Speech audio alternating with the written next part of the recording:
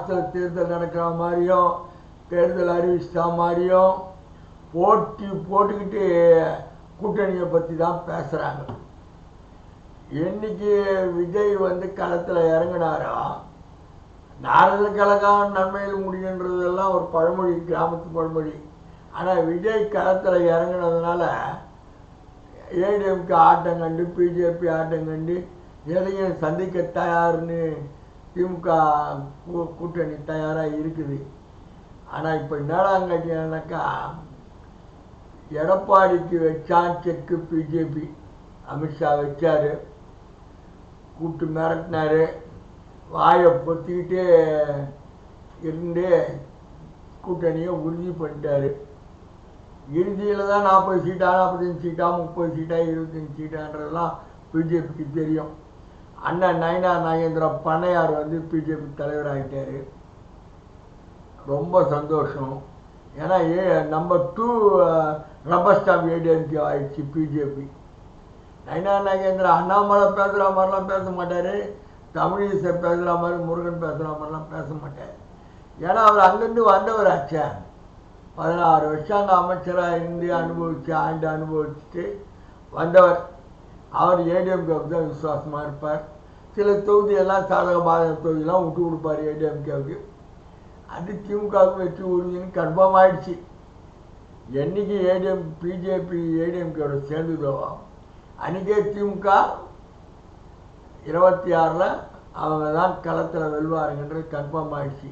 2 அணி தான் இருக்குன்றாங்க, அதிமுகவும் திமுகவும் பிஜேபி திராவிட கட்சி. ஆனால் விஜய் கட்சி, விஜயகாந்த் கட்சி, பாமக, நாம் தமிழர் இவங்க 4 பேரும் ஒன்று சேர்ந்தா 3வது கட்சி ஆகிடும், 3வது அணி ஆகிடும்.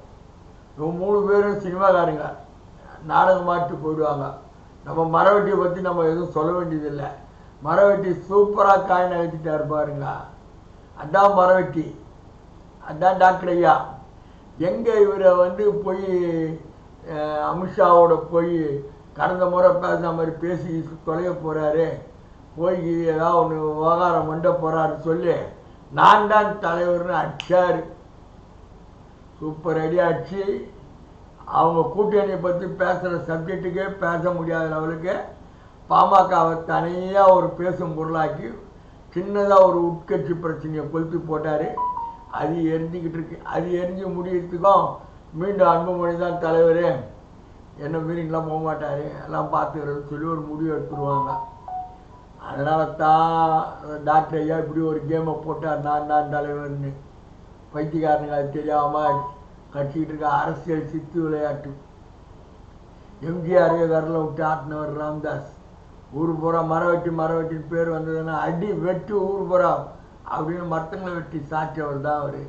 எந்த நேரத்துக்கு எந்த காய் நகர்த்தணும்னு அவர் நன்றாக தெரிந்து காய் நகர்த்துறார். சந்தோஷம். இந்த 3 சினிமாக்காரனில் ஒன்று சேர்ந்தாலும் சேர்ந்துருவாங்க.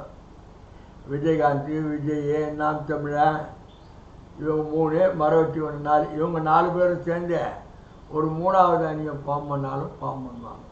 ஃபார்ம் பண்ணுறதுக்கு வாய்ப்பு இருக்குது. அதிமுகவோட சேர்ந்தால் லைஃப் கிடையாதுன்றது முடிவான கதை. அவங்களுக்கு தனித்தனியாக இருக்கிற மெஜாரிட்டி கூட போயிடும். இதெல்லாம் தெரியாமல் ஏடிஎம்கேல அவங்க உட்கட்சி பூசல். அவங்க யார் எல்லாம் ஒன்றா சேர்க்கணும்னு நினைக்கிறாங்க. சசிகலா செங்கோட்டையனை சேர்க்கணும், சசிகலாவை சேர்க்கணும், தினகரனை சேர்க்கணும், ஓபிஎஸ்ஸை சேர்க்கணும். ஓபிஎஸ் ஆல்ரெடி ஏற்கனவே ஓபிஎஸ் தினகரன் நாங்கள் தேசிய முற்போக்கு கூட்டணியை அவங்க பிஜேபியோடு தான் இருக்கிறேன்ட்டாங்க. ஆமாம், நீ வாங்குகிற 40 சீட்டில் அவங்களுக்கு ஒரு 5 சீட்டு 7 சீட்டு கொடுத்தாலும் கொடுத்துருவான்.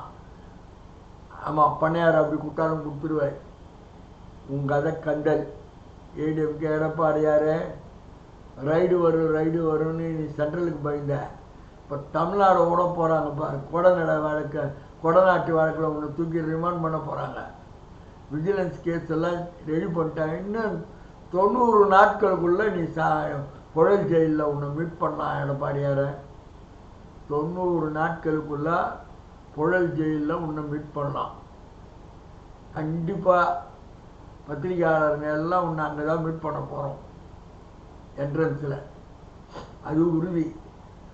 சென்ட்ரலுக்கே சவால் விடுற ஸ்டாலினே, நீ எல்லாம் ஏமாத்துறோம் கணக்கு. ஆனால் இன்னொரு கணக்கு போட வேண்டியதாக இருக்குது. ஸ்டாலினுக்கும் எடப்பாடி பழனிசாமிக்கும் அண்டர்ஸ்டாண்டிங் ஏதாவது இருக்கா? ஏன்னா அந்த கோணத்திலே ஆராயணும். ஒரு கல்ல 2 மாங்காய் 3 மாங்காய் 4 மாங்காய்னுவாங்க. எடப்பாடி ஒரு கல்ல 2 மாங்காய் அடிச்சிட்டார். அங்கே அமித்ஷாவை திருப்திப்படுத்திட்டார் கூட்டணி சேர்த்துக்கிறன்ட்டு. இங்கே ஸ்டாலினை திருப்திப்படுத்திட்டார், நான் கூட்டணி சேர்த்துட்டோம், ஒரு ரூட்டு கிளியருன்ட்டு. இவரை பொறுத்த வரைக்கும் இவர் தன்னிச்சையாக தன்னை பாதுகாத்துக்கிட்டார். அதிமுக பொதுச் செயலாளரா கட்சியை பாதுகாக்கலை, அவர் தன்னை பாதுகாத்துக்கிட்டார். ஸ்டாலினுக்கும் எடப்பாடிக்கும் கூட அண்டர்ஸ்டாண்டிங் இருக்கலாம். அவருக்கு ரூட் கிளியர் பண்ணி கொடுத்தார் ஸ்டாலினுக்கு, மீண்டும் திமுக வர்றதுக்கு எடப்பாடி. இதெல்லாம் அரசியல் சதுரங்க விளையாட்டில் இன்னும் நாட்கள் இருக்குது. தேர்தலுக்கு முன்னாடி என்னென்ன சித்து விளையாட்டு என்னென்ன இதெல்லாம் நடக்க போகுதுன்றதை பார்க்கலாம். இன்னமும் நாளைக்கு இன்னமும் தேர்தல் வர மாதிரி டெய்லி சோசியல் மீடியாவெலாம் அவன் கற்பனை கேட்ட அளவுலாம் போடுறான். தேர்தல் வரும், திமுக ஜெயிப்பது உறுதி. அதிமுகவுக்கு முழு உடந்தை. பி அணி, திமுகவுடைய பி அணியே ஏடிஎம்கே தான்.